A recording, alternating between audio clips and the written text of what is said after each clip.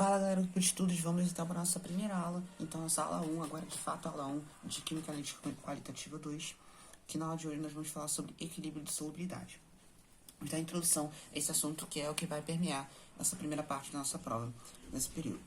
Que a gente vai falar que a primeira característica desse equilíbrio de solubilidade que a gente vai estar estudando é que ele é um equilíbrio heterogêneo, ou seja, ele vai se apresentar com as espécies em mais de uma fase, ou seja, tanto faz qual fase seja essa, pode ser sólida, líquida ou gasosa, qualquer uma das três fases líquidas que a gente conhece, estados físicos. Mais especificamente, a gente vai estar trabalhando com esse terceiro tipo aqui de equilíbrio que eu dei exemplo. Mas vamos ver cada um deles para me explicar qual que é cada um dos equilíbrios que eu dei. Por exemplo, esse primeiro equilíbrio aqui que eu coloquei é o equilíbrio da água líquida indo para a água gasosa. Esse equilíbrio basicamente trata-se de um equilíbrio simplesmente físico. Perfeito? É um equilíbrio simplesmente físico, ou seja, uma mudança de estado físico. Não acontece nenhuma transformação química, de fato, nesse exemplo. Agora, nesse segundo exemplo, agora sim, a gente tem um equilíbrio químico. Por quê? A gente está ocorrendo uma reação de decomposição. Se a gente for lembrar lá de GeO2, tipos de reações, essa aqui é uma reação de decomposição. Ou seja, carbonato de cálcio gerando óxido de cálcio e CO2. Então, esse aqui, de fato, é um equilíbrio químico. Porém, esse ainda não vai ser o nosso foco de estudo. Por quê? Se você reparar bem, esse equilíbrio está se dando nas formas sólida e gasosa, perfeito. Esses dois aqui, componentes estado sólido, e esse aqui gasoso. O nosso foco vai ser justamente o terceiro equilíbrio, que é quando a gente trata do equilíbrio de precipitação. Ou seja, a solubilidade ela já está muito relacionada à precipitação. Então, basicamente, a gente vai ter o quê? Uma espécie, um sal, no seu estado sólido, ou pode ser uma base também, dependendo da solubilidade dela, e ela vai estar em equilíbrio com as suas respectivos cátions e ânions na sua forma solubilizada. Perfeito? Então, esse aqui vai ser o nosso foco, esse equilíbrio vai ser o nosso foco de estudo, que vai ser o nosso equilíbrio de precipitação ou equilíbrio de solubilidade. Perfeito? E aí, a gente tem alguns conceitos que são importantes a gente saber sobre esse equilíbrio, que é a questão da solução ser saturada, insaturada ou saturada com corpo de fundo, também chamada de supersaturada. Algo que a gente estudou lá em Física 1, mais especificamente. Mas só relembrando, solução saturada é quando o meu sal, a sua quantidade na solução, atingir o limite máximo de solução. Ou seja, se ele está no limite máximo, se eu adicionar mais alguma coisa, ele vai se tornar precipitado, ou seja, um corpo de fundo. Já a solução insaturada é aquela solução que ainda não atingiu o limite máximo, que eu posso ainda adicionar mais sal, que não vai precipitar, ela vai continuar sendo solúvel no meu solvente que eu tenho. Agora, a solução saturada com corpo de fundo, ou também dita supersaturada, é quando ela já ultrapassou os limites de solubilidade e agora ela está apresentando um corpo de fundo. Ou seja, não adianta eu querer colocar mais solúvel, porque ela não vai se dissolver, porque o limite de solubilidade já foi alcançado, tá certo? E aí a gente entra para o conceito que é o conceito de solubilidade, que a gente chama de S, que é conhecida a representação, que é justamente a quantidade máxima que se pode dissolver uma certa massa de um sal ou de uma base, ou o que seja, em um certo solvente. Mais especificamente, o nosso equilíbrio de solubilidade, a gente vai estar trabalhando com um solvente especificamente sendo a água, tá certo? E como a gente disse lá em Quali 1, a gente sempre trabalha com solvente sendo aquoso, ok? E aí, com esse conceito de solubilidade, a gente entra a gente cria o produto de solubilidade, ou a constante do produto de solubilidade, que a gente chama de KPS mais comumente, mas também pode ser chamado de PS ou KS, tá certo? Que é estabelecido quando as velocidades de solubilização, VS, e de precipitação, VP, se igualam, tornando a solução saturada. Como assim VS e VP? Ora, se a gente olhar essa equação aqui em cima, ou seja, do sulfato de cálcio se tornando Ca2+, e sulfato, a gente tem o quê? A gente tem que essa solução essa solução do sólido gerando líquido é uma velocidade, ele possui uma velocidade de solubilização, perfeito? É quando ele sai do precipitado para ir no ser solúvel. Só que se eu olhar no sentido inverso, porque esse é o equilíbrio, ou seja, reação indireta e inversa. No sentido indireto, eu tenho uma precipitação, ou seja, ele solúvel indo para a forma de corpo de fundo, então a velocidade de precipitação, VP. E aí a gente tem o quê? A gente já estudou lá em Física 2 as velocidades, as pressões para a lei da velocidade. Quando a gente iguala essas leis de velocidade, a gente encontra a constante de produto de solubilidade. Mas que eu não vou fazer essa demonstração aqui, porque senão vai gastar muito tempo. Então, dado um sal Bx a Y, quando ele se decompõe, ele vai se decompor o quê? Vai ser o cátion B, ele vai se decompor em X de B, carga Y+, perfeito? Eu tô admitindo aqui a regra do xzinho, tá certo? Esse Y aqui é a carga do meu cátion e o X é a carga do meu ânion. mais y vezes a carga do meu ânion, ou seja, que vai ser x menos. Esse aqui é dado o meu equilíbrio de solubilidade. E como que eu escrevo a expressão do KPS para esse tipo de qualquer caso genérico? Bom, vai ser basicamente a concentração dos produtos elevado aos seus coeficientes estequiométricos. Ou seja, quem é meu produto aqui? Eu tenho B, então vai ser concentração de B, y mais, elevado a x, que é o meu coeficiente estequiométrico, perfeito, vezes a concentração de A, elevado a x menos, vezes o coeficiente dele, que é y menos, que é y. Basicamente é isso. Ficou confuso? Vamos fazer exemplos para a gente poder entender melhor? Vamos lá. Sulfeto de chumbo. Olha, sulfeto de chumbo em equilíbrio vai gerar o quê? Chumbo 2+, e sulfeto 2-. Perfeito? Ambos aquosos. Não vou representar aqui, tá? Mas só você já sabe que aqui sempre o inicial é precipitado e os outros dois são solúveis em água. E aí, qual que é a expressão do meu KPS para a solução? Ora, KPS vai ser concentração de chumbo 2+, vezes a concentração de sulfeto. Perfeito? Não tem nenhum coeficiente, percebe que aqui o coeficiente é 1, então tá todo mundo elevado a 1 mesmo. Fosfato de cálcio. Ora, vamos lá. Vai ser 3 de cálcio mais 2 de fosfato. Fosfato em 3-. Como que vai ser, então, agora o KPS dele? Vai ser concentração de cálcio, 2+, elevado ao coeficiente, que é o 3, vezes a concentração de fosfato, elevado ao coeficiente dele, que é 2. Pronto. Carbonato de prata. Vai ser 2 íons prata, mais o meu íon carbonato. Perfeito? Então, a gente vai ter que o nosso KPS vai ser concentração de prata elevado ao quadrado, vezes a concentração de carbonato elevado a 1 mesmo. Essa, então, é a nossa expressão do KPS. E aí, a gente pode, com essa expressão, se ficou alguma dúvida, deixa nos comentários, depois fala comigo. E a gente tem diversos cálculos envolvidos a respeito desse equilíbrio quando a gente trabalha a constante de produtividade. O principal deles é quando a gente está analisando a estequiometria e com o KPS determinar a solubilidade molar. Bom, eu não falei aqui anteriormente, mas a solubilidade, ela pode ser dada em diferentes unidades. Como assim diferentes unidades? Ora, ela pode ser a solubilidade molar, ou seja, mol por litro, que é a concentração que a gente trabalha. Pode ser grama por litro, pode ser miligrama por 100 mililitros de solvente, pode ser porcentagem, pode ser qualquer unidade possível da solubilidade, mas a mais comum é trabalhar no sistema internacional mol por litro. Vamos fazer exercícios agora? Vamos lá, para a gente poder praticar esse tipo de caso. Vamos lá. Eu tenho aqui o problema do KPS do fosfato de cálcio, esse valor, ele quer saber a solubilidade molar. Vamos lá. A primeira coisa que a gente vai fazer é escrever o equilíbrio envolvido. Então, vamos lá. Ca3, PO4, 2 é sólido. Vai gerar o que pra gente? 3 de cálcio é a reação que a gente já fez. Aquoso. Mais 2 de fosfato. Aquoso também. Perfeito? Agora, o que a gente tem agora nesse problema? Agora a gente vai analisar a estequiometria. O meu sal, se ele é um sal, ele vai ter uma certa solubilidade, que eu vou chamar de S. Perfeito? Ele sempre vai ser esse esquema. Chama a solubilidade do sal de S. E agora a gente vai analisar a estequiometria. Aqui a proporção entre o sal e o cálcio é de 1 para 3. Logo, qual vai ser a solubilidade do cálcio? Vai ser de 3S. Perfeito? Se o sal é S e ele está para 1 no seu coeficiente, o cálcio que tem o seu coeficiente estequiométrico 3 vai ser o triplo da solubilidade. Logo, 3S. Consequentemente, como vai ser a solubilidade do fosfato? Se aqui é de 1 para 2, logo aqui vai ser o dobro, ou seja, 2S. Perfeito? Então, agora eu posso escrever já a minha expressão na constante do KPS. KPS vai ser o quê? Concentração de cálcio elevado ao cubo, vezes a concentração de fosfato elevado ao quadrado. Qual é a concentração de cálcio? Ora, tá aqui 3S. Então, eu vou escrever 3S elevado ao cubo. Show? Vezes a concentração de fosfato. Quanto que é? 2S. Então, vai ser 2S elevado ao quadrado. Se eu for escrever isso aqui tudo, vai ser igual ao KPS, que tá aqui na minha solução. Então, quanto que vai ser isso daqui, ó? 3S ao cubo. Olha, 3 ao cubo vai dar 27.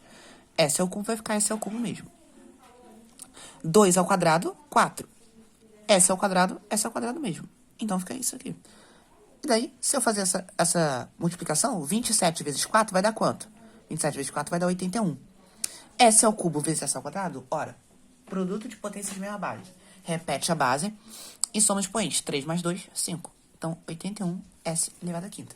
É muito alto, mas fica tranquilo, é isso mesmo. pode parecer estranho de início, mas você vai ver que isso vai acontecer direto. Então, vamos lá. Então, eu vou dizer que então, meu KPS ele é igual a 81 vezes S elevado à quinta. Perfeito. Ficou estranho aqui. E isso vai ser igual a quanto? Ao meu KPS. 1,2 vezes 10 elevado a menos 26. Show? Agora, como que eu calculo isso? Ora, 81 tá multiplicando, passa dividindo. Então, vou ficar com QS elevado à quinta. Vai ser 1,2 vezes 10 a menos 26, dividido por 81. E aí, consequentemente, o S vai ser igual... Tá elevado à quinta? Então, vai passar como raiz quinta de 1,2 vezes 10 a menos 26, dividido por 81. Logo, o meu S, se eu jogar isso na calculadora, eu vou achar uma solubilidade equivalente a 2,6 vezes 10 elevado a menos 6 mol por litro. Perfeito? Essa é a minha resposta da minha solubilidade, do meu sal. O procedimento das questões vai se repetir sempre, tá certo? A única coisa que pode mudar pode ser a unidade da solubilidade que ele vai pedir e assim por diante, certo? Vamos fazer a questão número 2. KPS da coleta de prata é esse daqui. Ele quer saber a solubilidade, só que agora em miligramas por 100 ml de solvente. E ele deu uma massa molar. Então, vamos lá. Primeira coisa. Equilíbrio. HCl, gerando prata mais aquosa, mais Cl menos também aquosa. Então, a gente tem KPS, vai ser igual a quê? Concentração de prata vezes a concentração de cloreto. Proporção de 1 para 1, então vai ser isso mesmo. Não precisa elevar nada. E aí, quanto que é a concentração de prata? Olha, se aqui é S, a concentração de prata também vai ser S, porque a proporção é de 1 para 1. Então, vai ser S vezes... Qual a concentração de cloreto? Também é S, porque a proporção é de 1 para 1. Então, logo, meu KPS vai ser igual a S ao quadrado. E quanto que vale S ao quadrado? Qual que vale KPS? Tá aqui, ó. 1,69 vezes 10 elevado a menos 10. Logo, eu tenho que a minha solubilidade vai ser de quanto? Se eu tirar a raiz quadrada disso, vai ser 1,3 vezes 10 a menos 5. Só que isso aqui está em mol por litro. Muito detalhe isso. Acabou por aqui? Não. Por quê? Eu quero em miligramas por 100 ml. Então, vamos lá. Primeira coisa. Vamos transformar essa unidade de volume. Eu tenho 1,3 vezes 10 a menos 5 mol em 1 litro, que equivale a quanto? 1000 ml. Em 100 ml, eu vou ter X. Então, meu X, minha solubilidade, vai ser o quê? Basta eu dividir por 10, tá certo? Isso aqui pra cá dividir por 10, então daqui pra cá a mesma coisa. Então, vai ser 1,3 vezes 10 a menos 6 mol por 100 ml. Essa aqui, então, agora é minha nova solubilidade. Só que acabou aqui? Ainda não. Agora eu ainda tô em mol por mol e eu quero passar para miligrama. Então, primeira coisa, eu vou usar a minha massa molar, que o problema deu. 1 mol de HCl vai ser igual à massa molar dele, ou seja, 143,3 gramas. E eu tenho quantos mols? Eu tenho 1,3 vezes 10 a menos 6 mol. Isso vai ser Y, tá certo? Vai constituir uma massa Y. Então, Y, eu vou fazer essa multiplicação na calculadora. Ou seja, vai ser, vamos lá, pegar aqui. Vai ser 143,3 vezes 1,3 S menos 6. Isso vai dar pra gente essa massa aí, ó. 0,18629 gramas. E isso aqui, lembrando que tá em 100 mililitros. Ok? Pera aí, fiz uma merda aqui, né? Que eu coloquei ESP menos 3, então ESP menos 6, ó. Então esquece isso daqui.